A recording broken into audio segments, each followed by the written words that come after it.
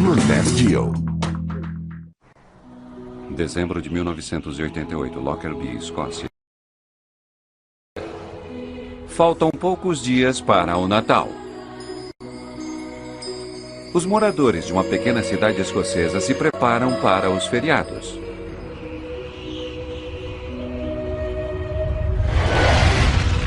Mas o perigo se aproxima rapidamente.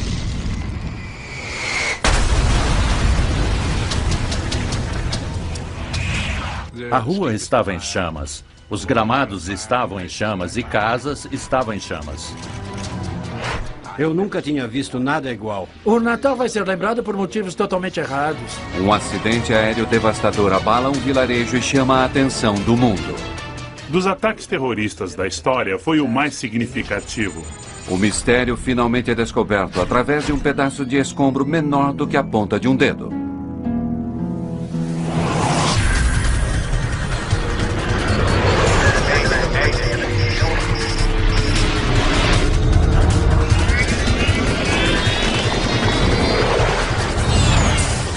Mayday, desastres aéreos. Esta é uma história real, baseada em relatórios oficiais e relatos de testemunhas. Tragédia em Lockerbie. 26 de outubro de 1988, próximo a Düsseldorf.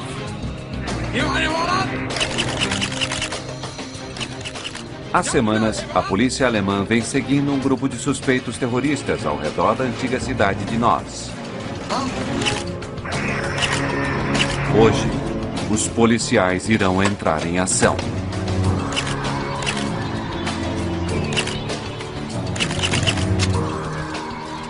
Agora! Polícia! Polícia!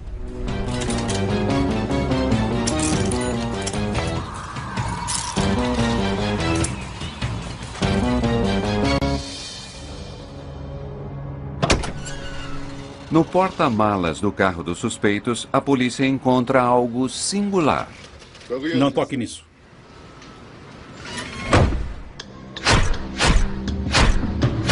Os policiais fazem busca nos apartamentos usados pelos dois homens. Eles encontram vários passaportes em branco e um pequeno arsenal de armas. Ao examinar detalhadamente o rádio recuperado no carro dos suspeitos, a polícia descobre que ele está ligado a explosivos. Aqueles dispositivos usavam uma combinação de dispositivos barométricos, improvisados e um timer de curto período. Todos aqueles dispositivos deveriam ser colocados em um avião. Um timer barométrico é ativado por alterações na altitude e é acionado ao alcançar uma determinada altura. Já que isso garante que um avião estará no ar quando a bomba explodir, ele é o dispositivo preferido por aqueles que têm jatos de passageiros como alvos. Os dois homens presos na Alemanha trabalham para uma organização terrorista bastante conhecida, a Frente Popular para a Libertação da Palestina. Hafez Dal-Kalmoni está embarcando armas para a Síria e para o Líbano. Marwan Krishat é um conhecido fabricante de bombas, responsável por derrubar pelo menos um avião de passageiros. Faltam apenas alguns meses para a movimentada estação de viagens de Natal. Com os dois homens presos, a polícia alemã deu à aviação comercial um pouco mais de segurança. 21 de dezembro de 1988. 2 meses depois, o voo 103 da Pan Am está indo de Londres para Nova York. O jato acaba de decolar do aeroporto Heathrow. Há 259 pessoas a bordo.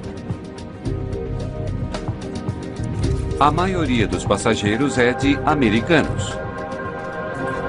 Charles McKee trabalha para o governo dos Estados Unidos. Khalid Jafar mora em Detroit e está voltando para casa depois de uma viagem ao Líbano e à Alemanha. Na primeira parte da viagem aos Estados Unidos, o avião vai rumo a noroeste até a Escócia. A assim chamada saída Daventry é uma das 6 rotas programadas que os aviões seguem quando saem de Heathrow. Lockerbie é uma dentre as várias cidades pequenas que o avião irá sobrevoar. Vivendo tranquilamente nas terras baixas escocesas, os moradores mal sabem que moram sob uma movimentada rota aérea. A Pan Am chama esse 747 de a donzela ligeira dos mares. À medida que ele nivela a 31 mil pés, a tripulação entra em contato com o controle de tráfego aéreo.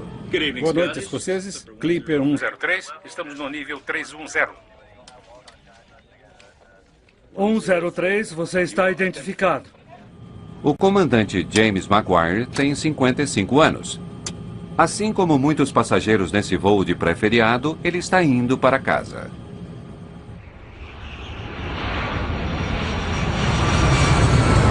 Oito quilômetros abaixo, os habitantes de Lockerbie se preparam para o Natal.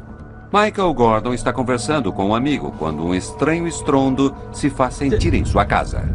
Ei, espere um minuto. Há alguma coisa estranha do lado de fora. O tempo aquela noite estava um pouco turbulento. E havia um vento relativamente forte a oeste, e eu podia ouvi-lo batendo na janela à minha frente. Da minha janela eu consigo ver Lockerbie porque minha casa fica na colina. E eu ouvi esse barulho encobrindo o barulho do vento. E o barulho parecia o de uma tempestade e ficou cada vez mais alto. Eu consegui ouvir o barulho e então ele chegou a um ponto em que parecia ser o barulho de um caça. E naquela época, muitos aviões militares passavam por aquela área. Mas eu vi objetos escuros, coisas escuras caindo do céu. Contra as luzes de Lockerbie, eu conseguia ver esses objetos negros caindo. E então, da minha direita, bem alto à minha direita, eu consegui ver um objeto negro, longo e fino, com fogo na parte superior se aproximando e abrindo o caminho em direção a Lockerbie.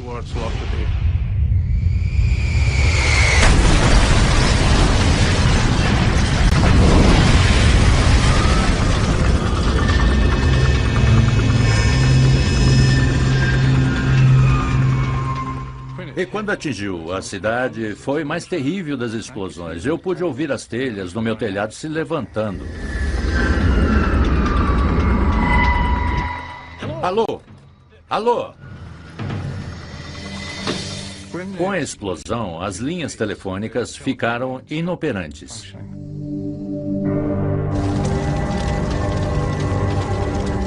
Lockerbie está em chamas. Labaredas enormes chegam até o céu da noite. Michael Gordon corre para o bairro mais atingido. A rua estava em chamas, os gramados estavam em chamas e casas estavam em chamas. E era difícil caminhar sem sentir minha calça e meus sapatos queimando. Você tinha de pular um bocado, pois havia fogo por toda a parte. Mas eu me lembro que naquele momento eu encontrei um bilhete de avião e ele estava perfeitamente intacto. Não havia sofrido dano algum pelo fogo ou combustível ou contaminação pelo que fosse. E o bilhete de avião dizia de Heathrow, Londres, para JFK. De alguma forma, o voo 103 da Pan Am havia caído sobre Lockerbie, na Escócia. Voltaremos a seguir com Desastres Aéreos, no Nat Geo. Lockerbie. À luz do dia, todo o horror do acidente com o voo 103 da Pan Am fica claro. Várias casas simplesmente desapareceram, vaporizadas quando o avião caiu sobre elas. Uma cratera enorme foi aberta através do limite sul da cidade. 1.500 toneladas de rocha e terra foram lançadas para fora do solo. 11 habitantes de Lockerbie estão mortos, além de todas as 259 pessoas que estavam a bordo do avião. Pelo que sei, perdi meu cunhado e cunhada e a casa deles. Virou apenas uma cratera de 9 metros de profundidade. Entre as ruínas de suas casas, eles buscam os corpos dos passageiros da aeronave. Uma enorme catástrofe, tão súbita. Um enorme choque para uma cidade tranquila. Parecia um inferno. Toda essa rua estava em chamas. Não sabíamos o que era, então fomos para a rua e vimos todos esses escombros caindo sobre a cidade. Investigadores de desastres aéreos chegam a Lockerbie poucas horas depois do acidente. Mick Charles é o inspetor-chefe da Agência de Investigação de Acidentes Aéreos, a AAIB. Um dos primeiros lugares para onde fomos foi o local da cratera, que ainda tinha o cheiro bastante forte de combustível de aviação e espalhados por todo o redor havia escombros e, em alguns casos, tecido humano também. Charles reúne rapidamente sua equipe para iniciar a busca por pistas. O local ainda estava sofrendo os efeitos do impacto. Havia muitas pessoas e, de certa forma, havia caos. Vocês serão organizados em grupos, chefiados por um inspetor da AAIB. Alguém tem alguma pergunta? Quanto antes começarmos, melhor. Mais de 1000 policiais e 600 militares estão em Lockerbie. Você tem sempre esse sentimento de querer entender o que aconteceu. Não havia dúvida de que fosse o que fosse, aquilo era algo gigantesco. Qualquer escombro encontrado é colocado em sacos plásticos transparentes para serem coletados depois. Sacos escuros são usados para armazenar os restos dos corpos. Faltam poucos dias para o Natal, mas o espírito festivo foi abalado. No início da investigação, estávamos tentando encontrar onde estava cada pedaço do avião. Na verdade, tentando encontrar todo o avião. É difícil compreender a dimensão do desastre.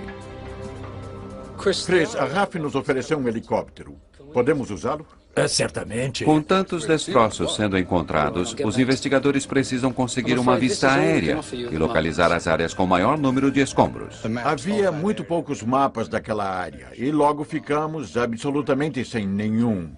Por isso tivemos de usar fotocópias em preto e branco. Os investigadores trazem o oficial da polícia local, Michael Gordon, para ajudá-los na busca. O objetivo era que eu conseguisse identificar marcos geográficos e identificar partes da aeronave. Logo, eles conseguem uma percepção melhor de seu enorme trabalho. Do helicóptero, pudemos ver que os destroços formavam um cone a partir de Lockerbie, e essa forma de cone ficava mais larga à medida que se afastava de Lockerbie. Essencialmente, eu procurei estabelecer algum padrão nos destroços que basicamente pudesse me ajudar a orientar os investigadores que estavam em terra. Eles ficam chocados com o que descobrem. Há pedaços do avião espalhados por uma área maior do que toda a Londres. Mais de 2.000 quilômetros quadrados. Logo fica claro que o voo 103 da Pan Am começou a se desintegrar muito antes de atingir o solo. Em geral, o que se vê é um local de acidente bem delimitado. E em Lockerbie não havia nada disso porque, inicialmente, a polícia já havia identificado meia dúzia de locais distintos. Um 747 é feito de mais de 6 milhões de partes. Entre os destroços do jato, os investigadores precisam descobrir o pedaço que irá lhes dizer o que aconteceu. A cabine do piloto é prova sinistra de que o voo 103 da Pan Am se desintegrou em pleno ar. Separada do restante do avião, ela está a 4 quilômetros a leste da cidade. Quando eu verifiquei a cabine, olhei para o teto e vi que as janelas estavam intactas. A parte do nariz havia sido aberta, mas era como se ela tivesse sido cortada logo depois da cabine. E era possível dar a volta e olhar para dentro da cabine pela parte de trás. Dentro da cabine, os investigadores observam a posição de várias chaves e controles. Eles verificam que o piloto automático está acionado e que as máscaras de oxigênio continuam em seus lugares. Esse é um procedimento padrão que faríamos em qualquer investigação desse tipo. O resultado final foi que não havia absolutamente nada de anormal na cabine. Estava tudo de acordo com um voo de cruzeiro. Logo, os investigadores descobrem por que os danos a Lockerbie foram tão devastadores. O principal destroço que caiu sobre a cidade foi a asa, que compreende as asas esquerda e direita completas com uma estrutura no meio. Os investigadores calculam que o avião estava carregado com 90 mil quilos de combustível.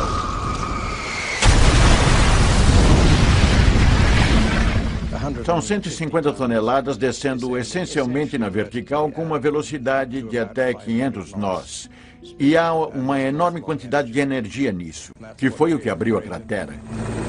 Mas para descobrir a causa do acidente, os investigadores terão de procurar em outro lugar. Eles precisam examinar destroços encontrados ao sul de Lockerbie. Esses pedaços teriam se soltado no início do desastre. Enquanto o cuidadoso trabalho de coletar evidências prossegue, investigadores vasculham os registros de manutenção. Aqueles registros que levantam preocupações quanto à idade do avião. A Donzela Ligeira dos Mares era o 15º 747 fabricado pela Boeing. Ele era um dos 747 mais antigos da Boeing. Foi construído em 1970 e, portanto, tinha 18 anos e cerca de 75 mil horas de voo. Talvez alguma peça crucial do avião tivesse deixado de funcionar enquanto ele sobrevoava Lockerbie. As duas possibilidades óbvias eram a de uma falha estrutural absoluta ou, possivelmente, o resultado de sabotagem. Rick Charles, Tom Thurman, FBI. Prazer em conhecê-lo, Tom. Estava à sua espera. Enquanto os investigadores estão procurando possíveis respostas na história do avião, a segunda possibilidade, sabotagem, também está sendo investigada. Estávamos lá para fornecer pareceres técnicos aos investigadores escoceses sobre explosivos e danos provocados por explosivos e sobre indícios de que pudesse ter sido uma bomba. Apenas 2 anos antes de Lockerbie, uma bomba havia derrubado um jato da Air India ao largo da costa escocesa. Naquele caso, o avião e provas vitais haviam afundado no mar. Mas os destroços do voo da Panam estão espalhados pelas terras baixas escocesas.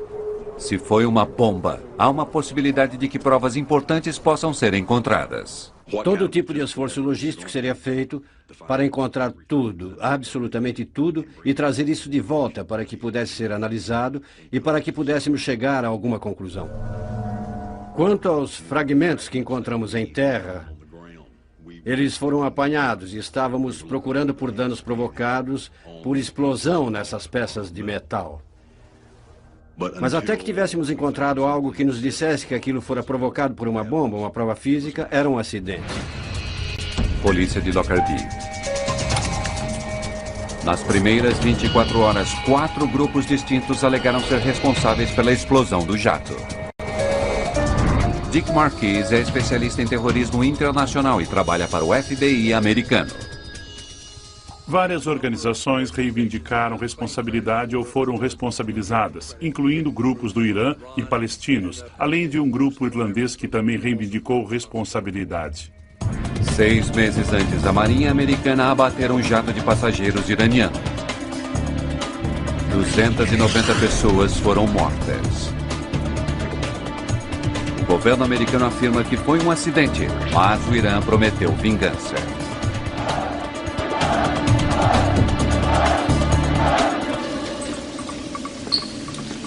Outras ameaças haviam sido feitas nas semanas que antecederam ao acidente. A embaixada americana em Helsinki recebeu um aviso anônimo de que uma bomba logo seria colocada em um avião da Panam partindo de Frankfurt.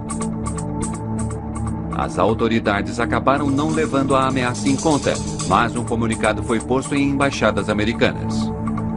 Muitos dos passageiros que embarcaram no voo 103 haviam vindo de Frankfurt num voo de conexão. Fizeram um ótimo trabalho. Então, na véspera de Natal, apenas 3 dias depois do acidente com o avião, a investigação dá uma enorme virada. Está claro o que temos que fazer? Ótimo. Tom, posso falar com você? Claro.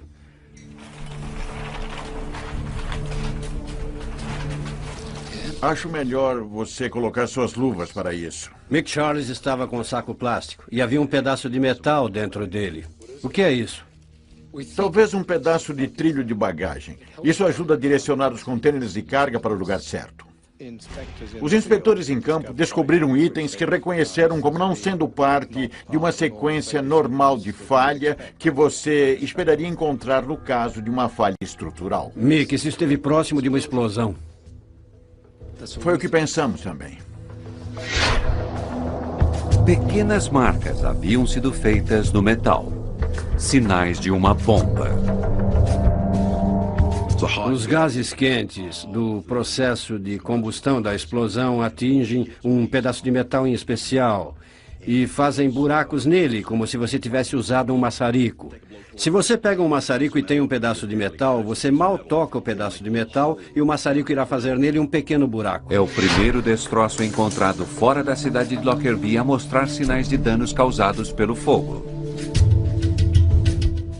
Onde o encontrou? Eu vou levar você até lá. A região rural escocesa está prestes a se transformar na maior cena de crime do mundo. Voltaremos a seguir com Desastres Aéreos, no Nat Geo. É dia de Natal de 1988. Mas em Lockerbie, Escócia, as pessoas ainda estão abaladas devido a um devastador acidente aéreo. O Natal vai ser lembrado por motivos totalmente errados. É uma tragédia para todos. Não acreditam mais em Deus. Para os investigadores do acidente, o 25 de dezembro é tratado como qualquer outro dia de trabalho. Para mim, aquela foi a característica mais peculiar de Lockerbie. Embora fosse Natal, você ficava ali fazendo o que precisava ser feito. Investigadores convergem em um campo de uma fazenda fora da cidade. Aqui! Continue gritando! Não conseguimos ver você! Aqui!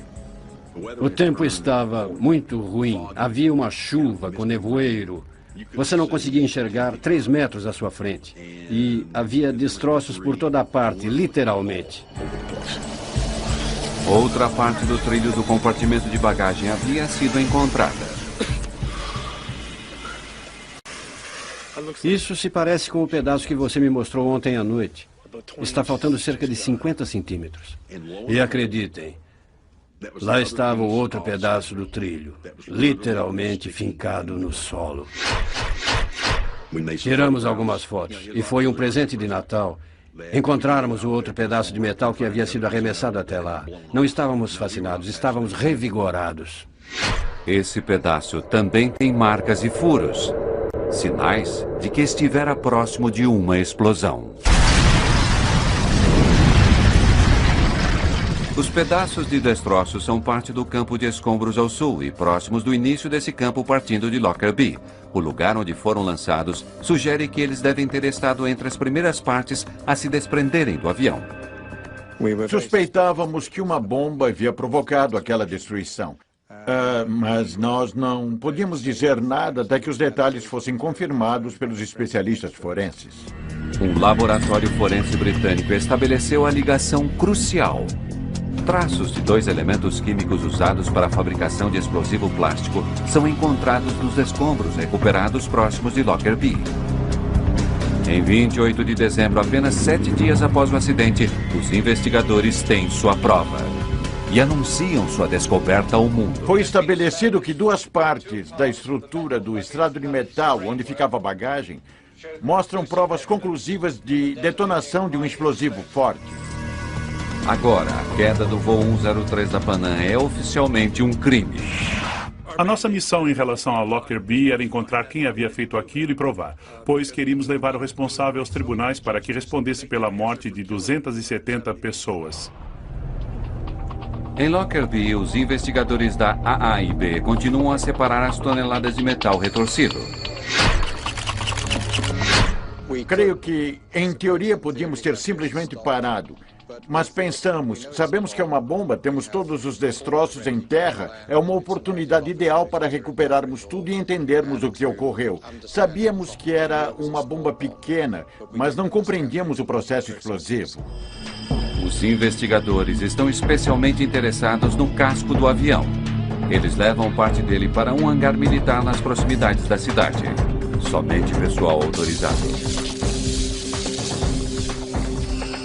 Era um galpão de 5 acres e era comprido o suficiente para conseguirmos colocar toda a fuselagem aberta como uma concha, usando a linha central na base da aeronave como uma espécie de linha mestra. A fuselagem de um avião é fixada a uma série de estruturas, e cada estrutura é numerada com base na distância em que ela está da parte da frente do avião. Antes de dispormos os destroços de forma bidimensional, traçamos linhas no chão e fixamos fitas para que tivéssemos um quadro de forma que esse quadro refletisse a geometria do avião. Eles começam a remontar o avião como um enorme quebra-cabeça. Grande parte da estrutura tem características e formas que lhe permitem dizer imediatamente: isso se parece com uma estrutura de porta. Muitas das coisas têm números de peças únicos que podem ajudá-lo a identificar partes pequenas que você acharia impossível identificar. À medida que o trabalho prossegue, são encontradas mais partes do avião com sinais de danos por explosão. Certo, a localização é 817-204. Ao reunirem as partes que estão próximas da frente do avião, os investigadores fazem uma descoberta assustadora. Foi aqui que a bomba começou a destruir o avião. Ficou claro que havia uma área do avião em que os danos foram realmente diferentes daqueles no restante da aeronave. A fuselagem nessa parte não está avariada, mas explodiu e ficou em pedaços. A estrutura da fuselagem na área da explosão estava escurecida e coberta de fuligem. As rachaduras foram muito rápidas e denteadas, diferentes de rachaduras normais do revestimento. Na estrutura de número 700, que está bem por aqui... Agora os investigadores não apenas sabem que foi uma bomba, mas também sabem onde ela explodiu através da fuselagem do avião, bem do lado de fora do compartimento de carga dianteiro.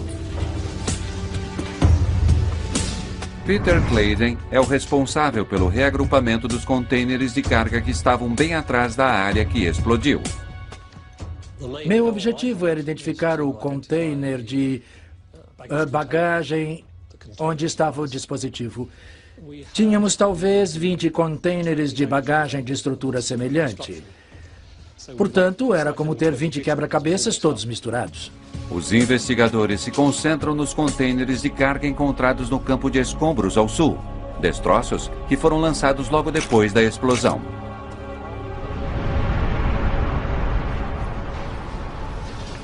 Chegamos à conclusão de que havia apenas 2 na aeronave, um deles feito de alumínio e outro feito de fibra de vidro.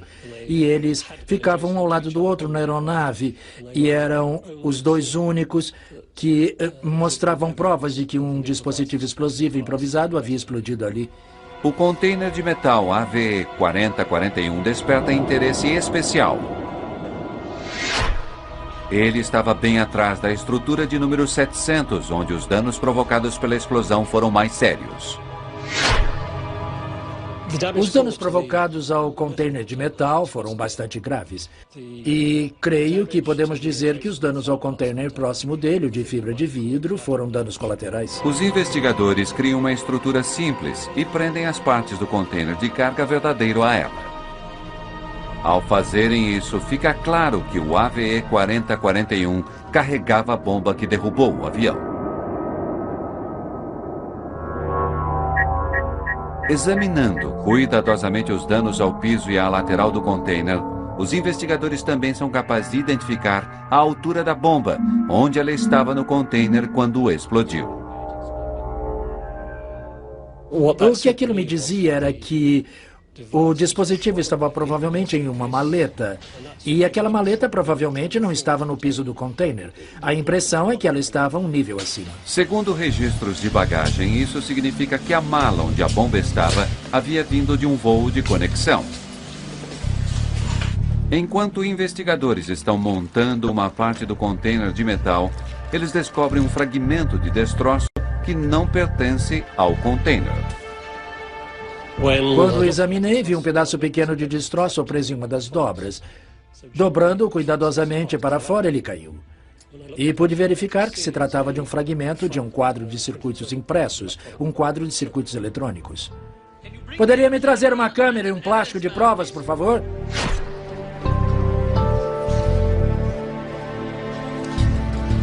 Vamos levar para o laboratório. Eu não sabia se era uma bomba parte do avião. Para mim, aquilo poderia ser do barbeador de alguém. Finalmente, especialistas forenses na Grã-Bretanha determinam que o quadro de circuito era parte de uma determinada marca de rádio. Notícias acerca da descoberta chegam a Washington. E chegam até Tom Thurman, que havia voltado ao seu escritório ali. E vejam, o rádio havia sido identificado como um Toshiba SL-16 e, ironicamente, o nome na lateral daquele rádio, assim como o nome de uma marca, eu acho, era Rádio Bombit. O rádio tocador de fita cassete havia ocultado a bomba. Ele é muito semelhante ao que havia sido recuperado pela polícia alemã ao descobrirem a célula terrorista palestina 2 meses antes do acidente. Teria a polícia alemã, de alguma forma, deixado passar alguma coisa? Teria uma bomba fabricada aqui sido usada no voo da Panam?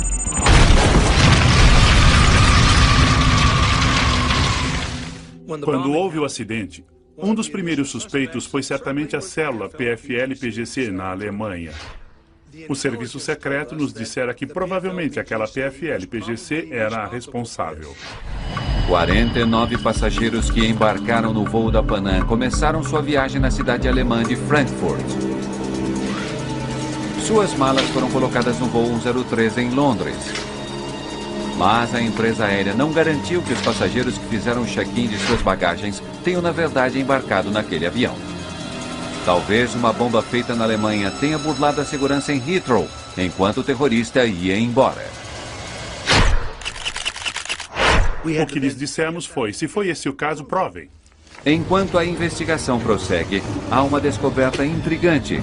Embora fabricado pela mesma empresa, o toca-fitas usado na explosão de Lockerbie é ligeiramente diferente daquele que foi apreendido na Alemanha. Os dois estavam em rádios Toshiba, mas um deles era um modelo com alto-falante, enquanto o que explodiu o avião sobre Lockerbie tinha 2 alto-falantes. Era o modelo mais moderno de rádio. A diferença quanto ao modelo do rádio levanta dúvidas.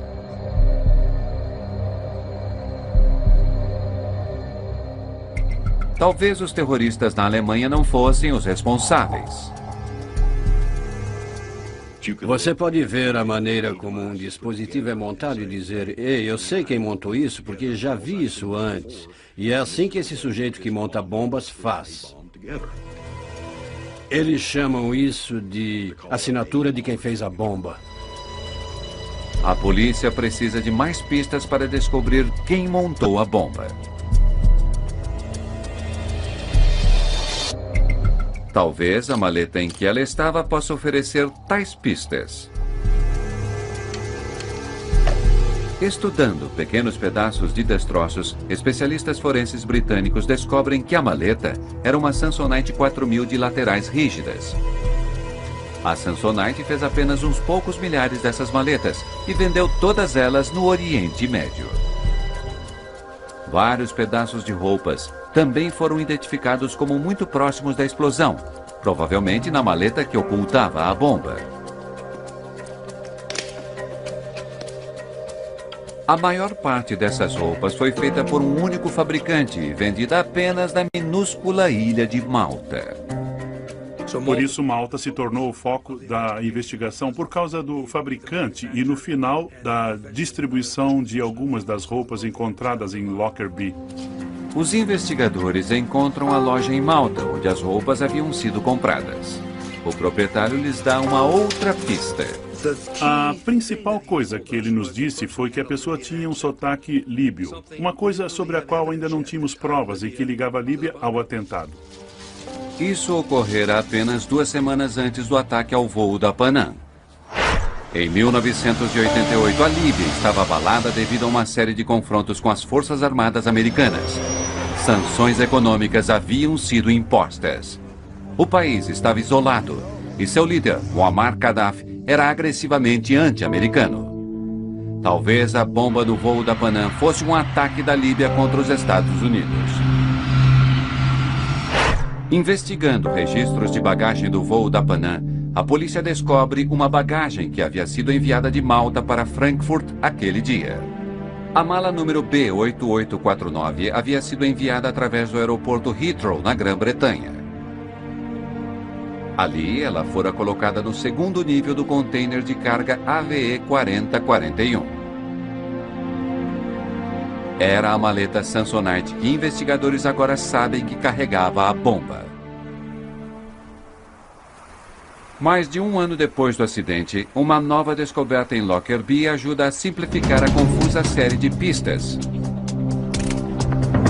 Especialistas forenses descobrem um outro quadro de circuito entre as roupas que haviam vindo de Malta. Aquilo não era daquele quadro de circuito que estava no rádio SL-16. E esse quadro de circuito tinha metade do tamanho de sua unha do polegar.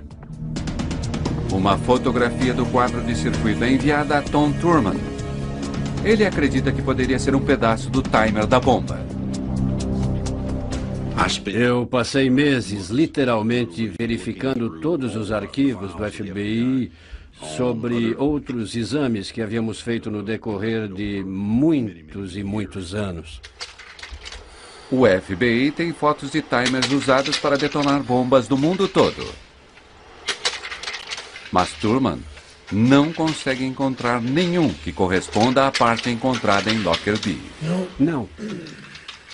Próximo. Depois de certo tempo, eu fiquei simplesmente sem pistas. E naquele ponto eu pensei, muito bem, agora precisamos procurar fora do laboratório do FBI. No final, Thurman leva a fotografia do circuito para a Agência Central de Inteligência. Eu liguei para um contato meu e disse, preciso levar uma coisa para que você verifique para mim. Examinando minuciosamente relatórios sobre vários atentados à bomba, Thurman encontra a correspondência que buscava. Espere um segundo. Aquele poderia ser o mesmo. Você tem esse timer? Quando Thurman examina atentamente o timer apanhado pela CIA, ele fica chocado. Em poucos minutos, literalmente, eu comecei a ter calafrios. E neste momento, ao falar disso, começo a sentir calafrios, porque ainda consigo ver muito vividamente aquele momento em que eu estava olhando para um circuito exatamente igual ao que eu tinha visto na fotografia. Isso é o que estamos procurando. O timer que a CIA possui havia sido apreendido na África poucos anos antes. 2 líbios estavam tentando passar com ele vários quilos de explosivos pela segurança do aeroporto. Ele é idêntico ao timer usado para derrubar o voo 103 e não seria acionado por mudanças de pressão, como a chave barométrica descoberta na Alemanha. Esse dispositivo estava programado para ser acionado em uma determinada hora e não a uma dada altitude.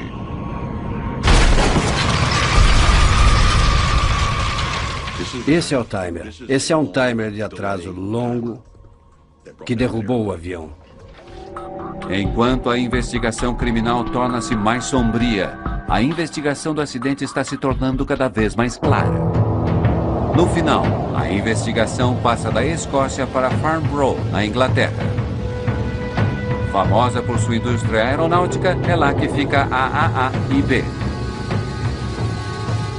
Vários meses após a queda do voo 103 da Panam, os investigadores iniciam um enorme empreendimento. Eles começam a reconstruir uma parte de 20 metros da fuselagem do jato destruído. Eles esperam que isso possa lhes dar informações que sua reconstrução bidimensional não pôde lhes dar. Eles podem ver que a explosão fez um buraco de 1,5 metro por 5 metros na lateral do avião. Chris Prothero é inspetor sênior de acidentes aéreos na AAIB.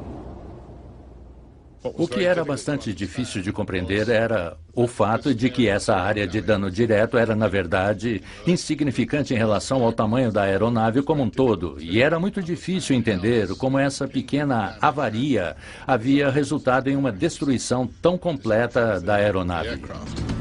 A bomba que derrubou o avião tinha menos de meio quilo de explosivo. No entanto, seu poder de destruição foi enorme.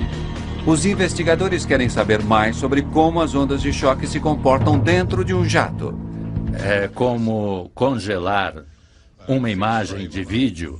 Se você consegue captar aquele ponto em que a coisa está sendo destruída, isso lhe diz muito sobre a maneira como a destruição está ocorrendo. Eles descobrem que a onda de choque inicial não foi a única coisa a avariar o avião. Uma grande seção do teto da aeronave havia sido empurrada para cima com tamanha força que os rebites que prendiam a estrutura do avião estouraram. Ela não foi destruída, mas foi estourada por uma onda de choque. As outras características que a reconstrução em 3D nos permitiu identificar foram áreas de danos de pressão remota na parte superior e outras áreas onde choque explosivo havia sido canalizado através dos espaços internos do avião. A parte interna de um jato age como uma câmara de ressonância, levando as ondas de choque da bomba a repercutirem dentro do avião.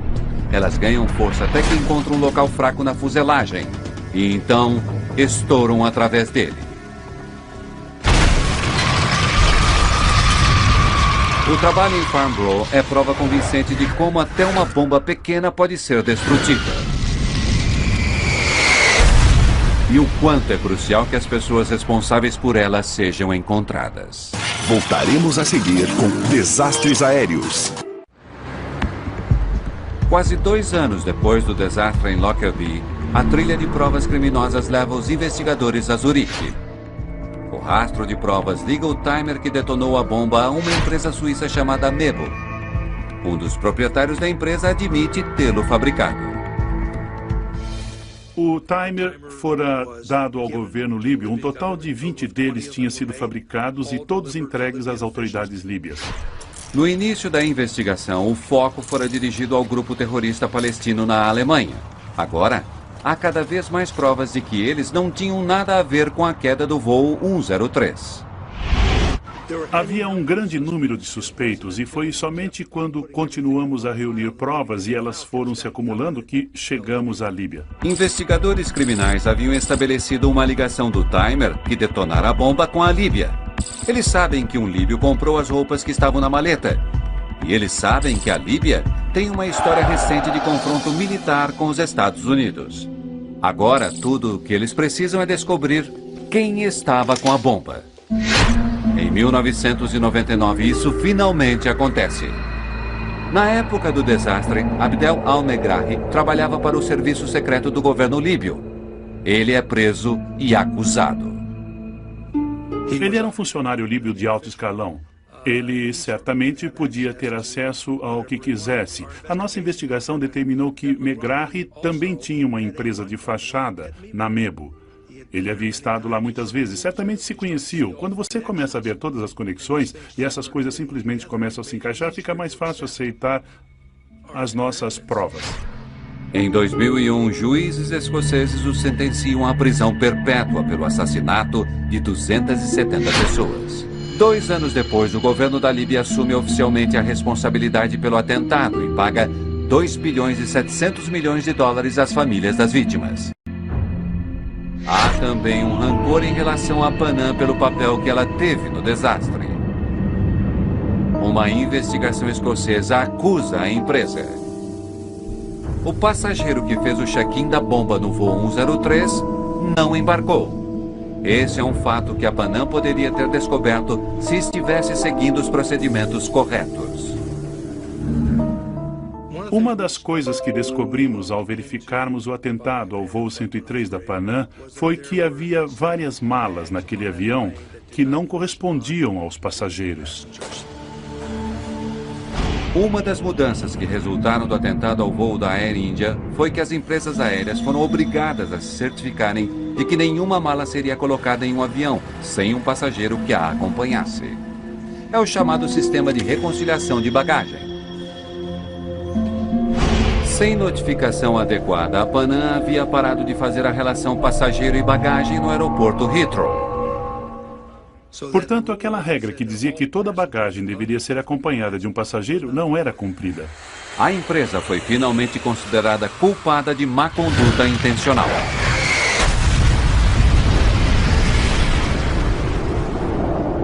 Depois do acidente e da decisão judicial, a Panam declarou falência. 20 anos depois do atentado à bomba do voo 103 da Panam, os destroços de sua fuselagem continuam em Farnborough, na Inglaterra. Aqueles destroços poderão ser usados para o treinamento de investigadores aqui e em todo o mundo. Uma ajuda crucial no caso de outros ataques terroristas.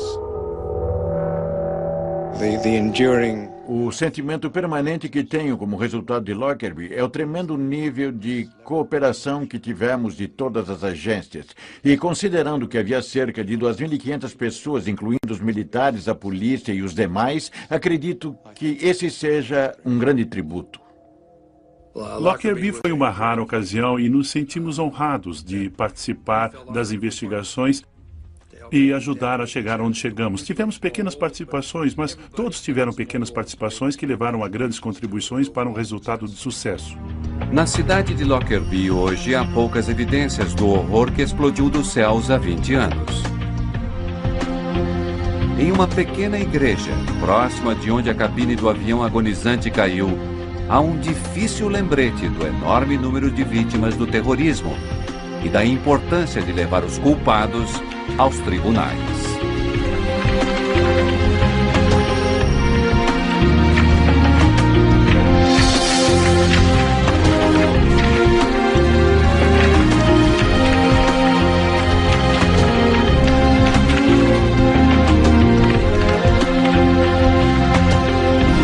Versão brasileira Centauro.